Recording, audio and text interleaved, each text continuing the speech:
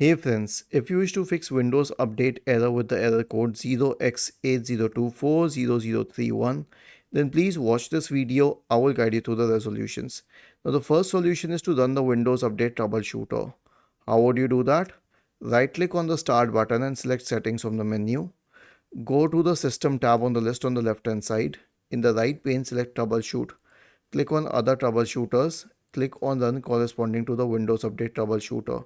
It will start detecting problems and resolve them if possible. The next solution is to reset Windows Update components. So we have a script for this. Okay. All you need to do is copy the script. Now search for command prompt in the Windows search bar and click on run as administrator in the right pane. Paste the script here and hit enter. I'll tell you what it would do. It will stop the services associated with Windows updates. It will delete the Windows Update profile. It will delete the contents of the software distribution and cat2 folders. It will re-register the DLLs. Then it will reset WinSock, and finally it will restart the services associated with Windows updates. Was this helpful? If yes, then please subscribe to the channel. If not, then let us know in the comment section of the video on how we could help you further. Thank you for watching this video and have a nice day.